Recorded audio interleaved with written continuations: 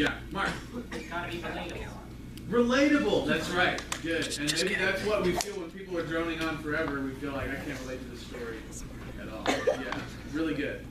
You gotta connect with it. Shay, again. Be able to like grow attached to a character. Yes, that's good. Compelling characters that you are interested in, and maybe I would add that you can feel compassion towards, right? Because if it's the best villains in the story, you can understand them and feel a little compassion on them, right? Or just really feel they get justice really to them. Yeah, or you hate them because you have compassion on a different character. Yeah. Yeah, good. All right, Nick. Where it takes place, like it's better on the moon. Yeah, setting. Make it an interesting setting. That's right. Yeah, if your story is boring, put it on the moon. Yeah, that's right. Once I went to the moon. Yeah, good. Christian. A climax, yes, that's right. It's got to seem like it's building towards something. Good, good, good. All right. Yeah, Hill. Many good stories have a supernatural element. Oh, yeah, that's right. A bit of mystery to draw you in. That's good. That's good. Yeah, Jen. Chasing. A chase scene? Yeah, right before or after the violence. Murder. Right. Yeah. Stop. Good, good. Yeah, Nicole. Oh, a plot twist. Something unexpected. Yeah, really good. That's right. Jay. You should be able to like have an argument about characters and people. Like Yeah, it whether requires... Voldemort or Umbridge is like who should die between them, but like well yeah, it's like you really hate Voldemort, but like you really want Umbridge to die, like right then. Yeah, Like yeah. there's two different kinds of evil. Two different kinds of hate going on there. That's right. You can argue with your friends about it. I like that one. That's a good one. Christian. Badass guys walking away from big explosion. Yes, that's right. Tough guys or girls walking away from explosions and not startled by the explosion at all. That's part of it. Yeah. Everyone else does, and it doesn't bother them. Indicators on below. Yeah. That's right. That's right. That's how I leave the house every morning. I ask Katie to blow something up while I leave. I put on the sunglasses, pop it, I hit the music, and that's she knows, blow something up. Awesome. Jenna. There has to be like the guy, the main guy, he has to like get the girl, or like the main girl has to like get the guy somewhere in the end. And Yes. it's like the one they're like, I love you. Uh-huh. Oh my. Maybe we can fit that under the heading of like emotional resolution. That's what we like in our stories. Yeah, that's good. Emotional That's airport good. scene. Not all stories end up with a switch, but Close. yeah, Shay. Bad girls of this story should cry when their favorite characters die. Oh yeah, that's right. Teen and preteen girls have to be weeping, or I'm not into that story. Yeah. Yeah. Okay. Let's do three more. Christian. Every story has a very creepy villain or antagonist. Creepy villain. Creepy villain. Good. That's good. We like stories with bad guys. Yeah. Good. Mark. It should have some really quotable lines. Oh yeah. That's great. You gotta go out to the movie theater quoting lines. Yeah. That's good. No. Okay. One more. Who's got it? Aaron? Yeah. How to be turned into a bad movie. Yes, that's right. The book has to be better than the movie. Yeah, good. Awesome.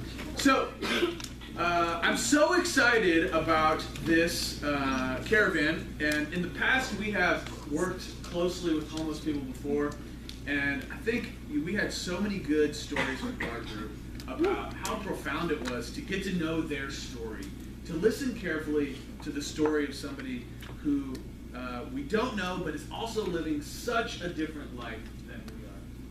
And I think, in all the ways that we're going to work at food banks and have lunch with homeless people and talk with them and pray with them and all the things that have made previous caravans so wonderful, one of the powerful things that we're going to do on this caravan is think about and engage stories about race in the United States. And that's a place where we know some of the stories, but there's a way in which we don't know the full story of race and ethnicity in our world.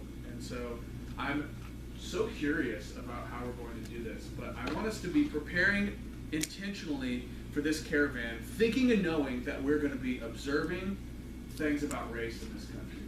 And And so what we're going to do now is we're going to watch a movie, a TED Talk about considering different angles of the same story. And then after that, we'll work together on unpacking that.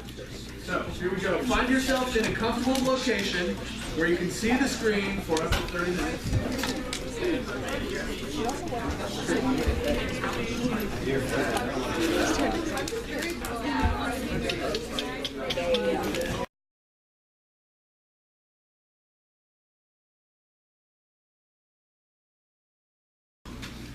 Let's think together about what are the main ideas of this video. Anybody got one? What's the main idea from it? Single story's never enough. Single story's never enough. Good, good. Janelle. I was going to say there's always more than one story, but it's important to see multiple perspectives before you claim something. Yeah, good, good. The vital importance of multiple perspectives. Awesome. Yeah, Mark. That people can be defined in their own eyes, in the eyes of other people, by the stories that are told about. Yeah, the power of a story to define someone and actually shape their existence. Yeah, good. Shape. You may think you know the whole story, but you only know one piece. Yeah, yeah, that kind of cultivating that doubt. Maybe I don't know everything about this person. Yeah, Michelle. Tends to be like, if you have more power, you tend to be able to tell more stories and have stories about other people and yourself circulated more prevalently. Yeah, that's right. The powerful can disseminate their stories to shape the world better. Yeah, good. It's Lucky. also inherently harmful to tell only the single story. Right. Inherently damaging. Inherently flat. Awesome. Elise. Don't assume that you know something about someone until you've actually talked to them and learned about their life. Yeah, yeah, good. That's really good. Don't make that assumption. Yeah. Who else? Yeah, Hill. It's like cropping a photograph. You only see what the person who cropped it wanted you to see. Oh yeah, that's right. That's right. You want to see the whole thing. Good. Yeah, Brendan. There's still going to be people out there who's going to judge you by one story.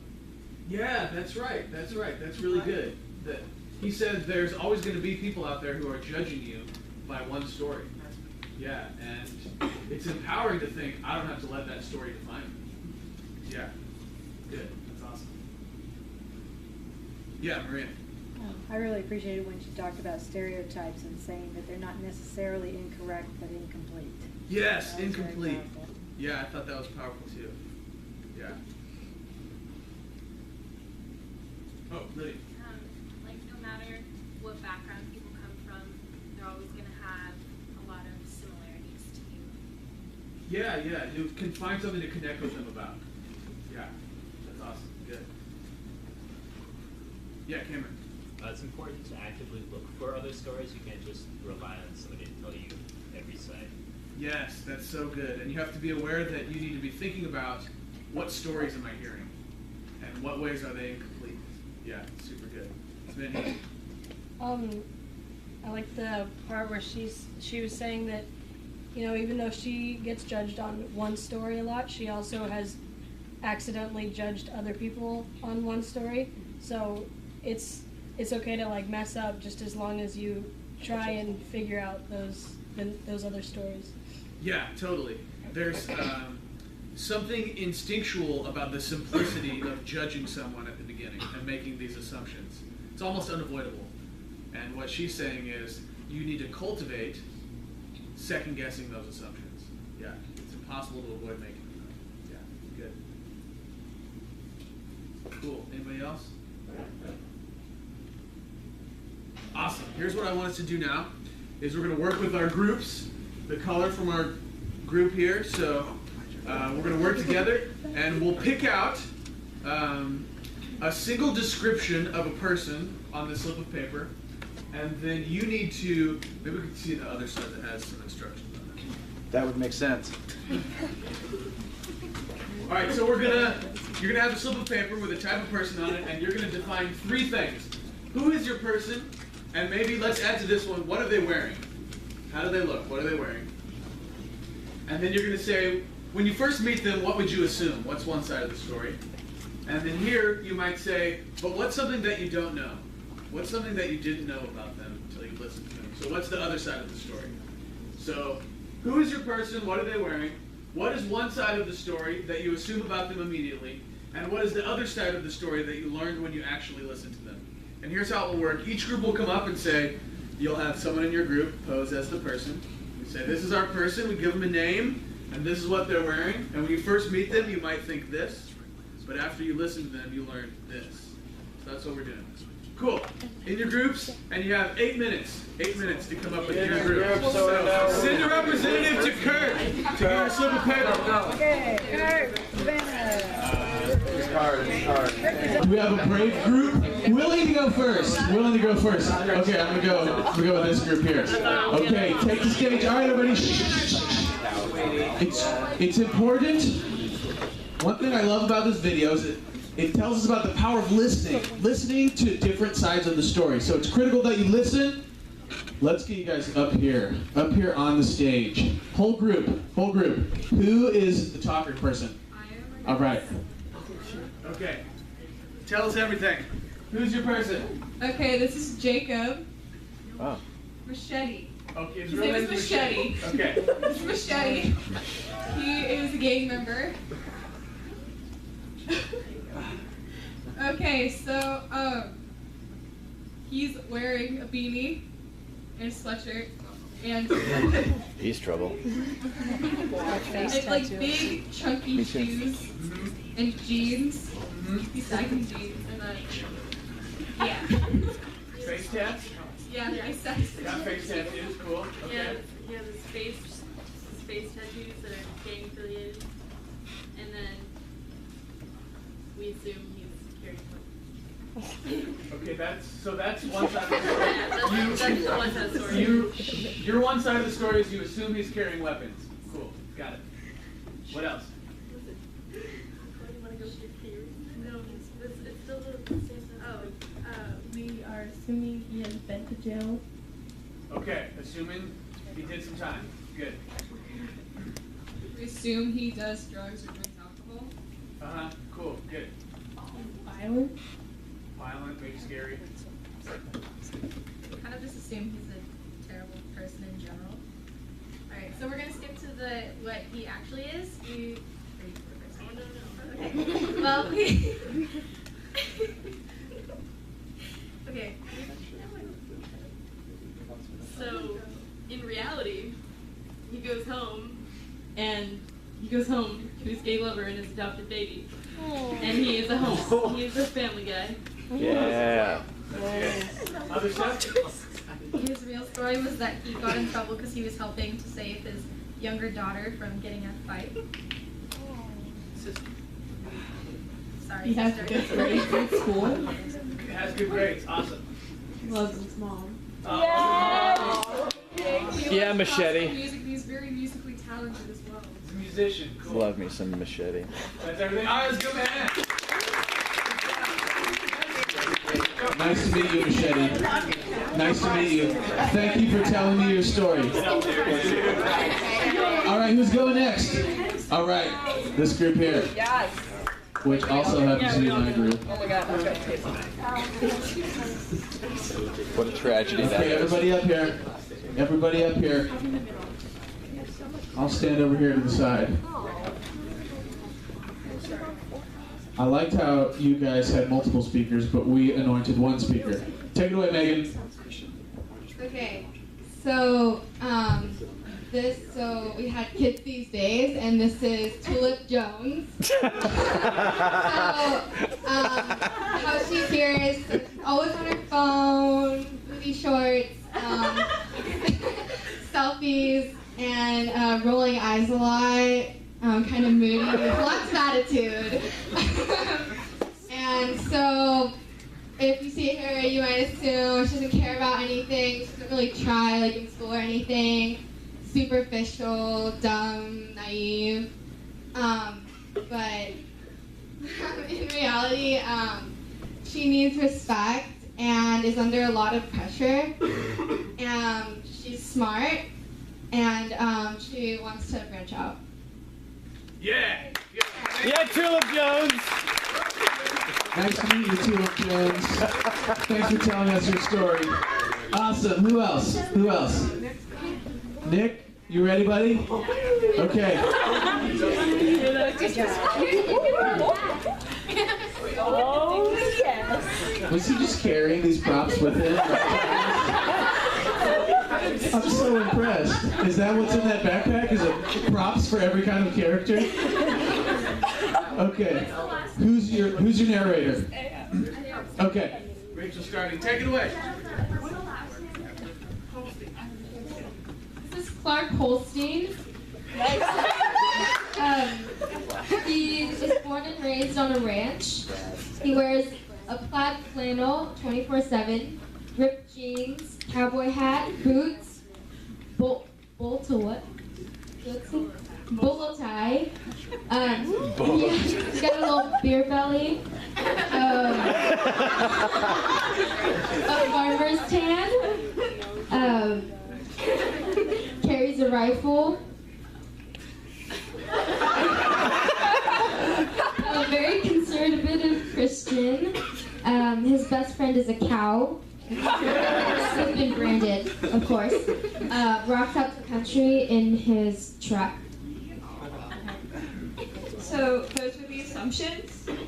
And then in reality, he's from Canada.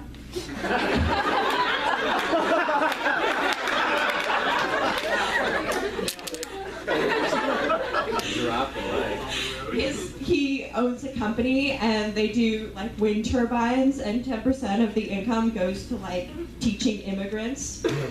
So he's been sober for 5 years. He can't sing or play music at all. He is vegetarian.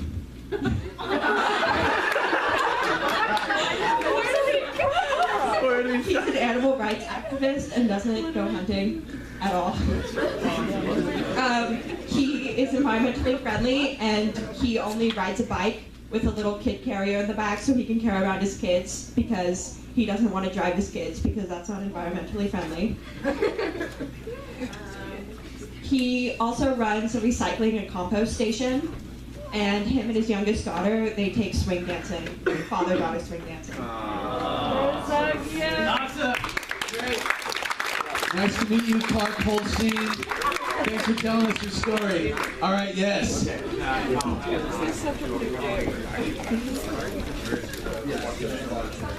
Okay, welcome. Who is your narrator? Who's speaking first?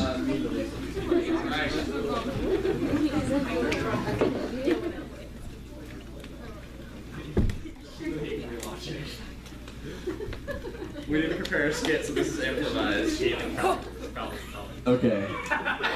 So we were given the sports fanatic, and while our sports fanatic frequently goes shirtless doing body paint as a committed fan, he is today wearing a shirt for his local high school game where he's watching a basketball game that he's taking way too seriously. Let's go, guys! Come on! Hey, go Fallon! What the heck? He is frequently caught yelling at the players and we assume that he drinks a lot and is just at the games and is reckless. Maybe the word like meathead fits him, or dumb is on here. Don't look at me!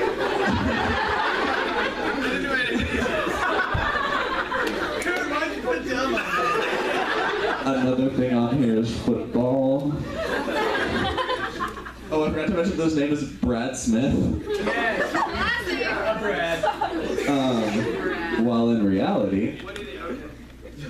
Okay, in reality, he works at NASA, and he's very competitive, and so that's why he goes to the game to relax, and he also likes the community of the sports community.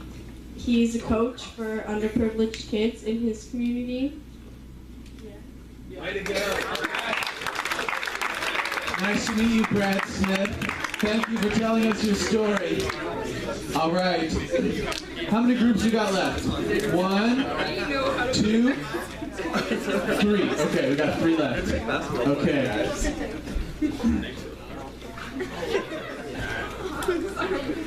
I'm excited about the roll of this pizza box.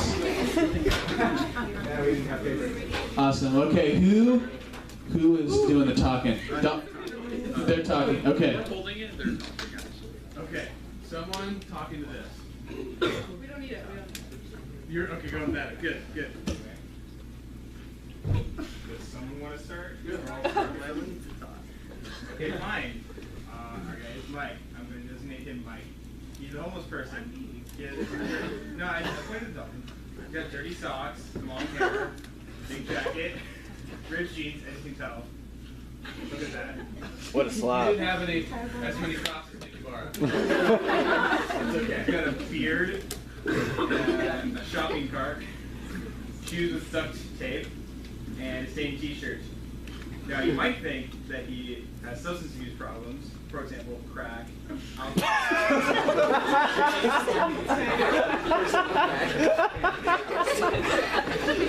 He may think that he does all of this.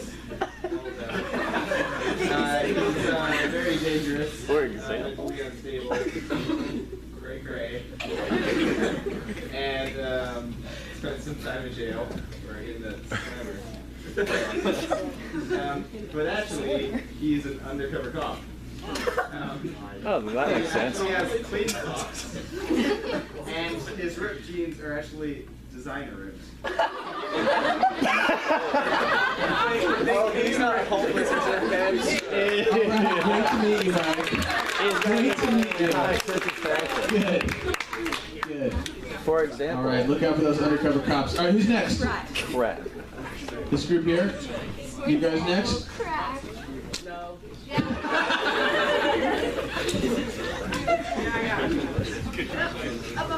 We're so excited for this. Great. Okay, who's doing the talking? They're all talking. Lulu is first. I mean,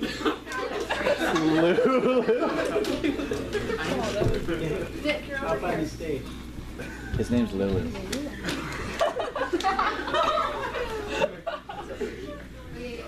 This is Lulu, and she is Muslim, and she wears a burqa. People think she's very modest and religious, and that her father is the controller of the house.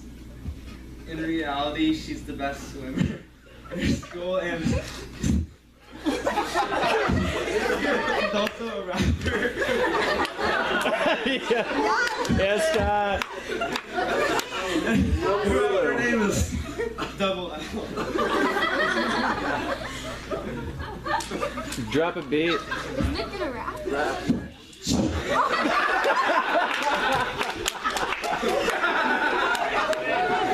Okay, pretend that happened the whole time. I went to the doctor.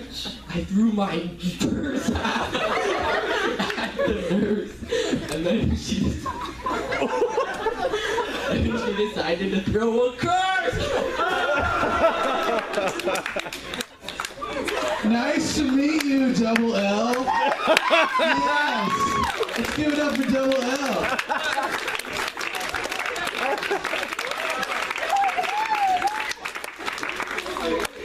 I have a new best caravan mother.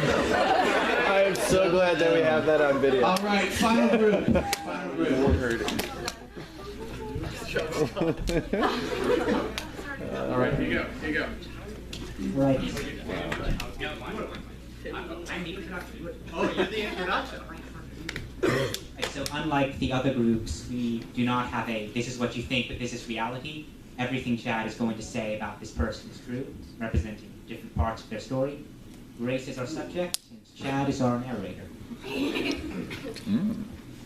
So this person came to the United States. Yeah, from immigrants, by the way. with immigrant. We had one word. It said immigrant. This person came to the U.S. from a country in Africa. She wears a white shawl and white clothes every Sunday. She and her 10 siblings have been living on the government for most of her life, about 10 years. She didn't speak a word of English when she came to this country. The other side of her story is she is from Eritrea, and she came as a war refugee with her 10 siblings to this country. She was 12 years old, did not speak any English, had to learn English. She's now 24. She speaks fluent English. She was actually the first person in her family to go to school, to graduate from college. She's been a translator for most of her family, most of the health, most everything. She also lives in my house. She's been with me for about a year now, and she's moving to Brooklyn next week. Yeah, a couple different sides to that story. Awesome. Great job, boys. Great job. Awesome. So as we close, here are the couple things that I want you to think about. How complex your own story is, and how complex other people's stories must be by comparison. And here's what I hope. That if you remember nothing else, when we go on Caravan and you talk to people who are so different than you remember to ask them about their story. When you don't know anything else to say, a great one is, hey man, you should tell me your story.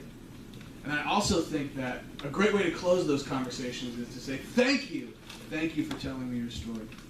And so, when you go on Caravan, here's a bit of training, here's a pro tip. Ask about stories and say thanks. Because, as we can see here from this, learning about the complexities of other people's lives is such a blessing. It's so awesome, and it's been so powerful for us. Great, thank you guys. Let's all give each other a warm round of applause.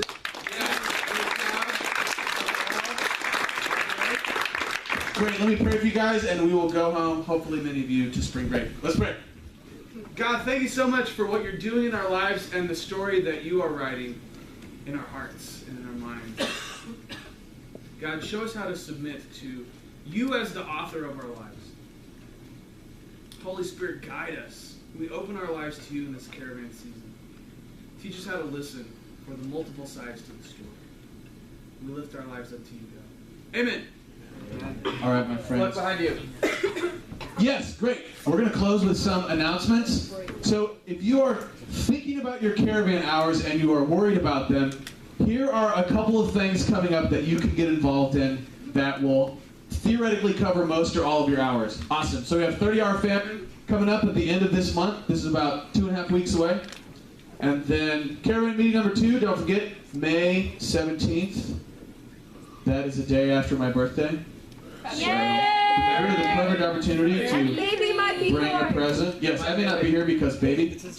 And then, awesome. So Clue, we have Clue every Wednesday. It's a great way to fill up some hours, but especially Senior Clue, May 20th, if you are a senior, or if you want to come and hear the wisdom gleaned here overall.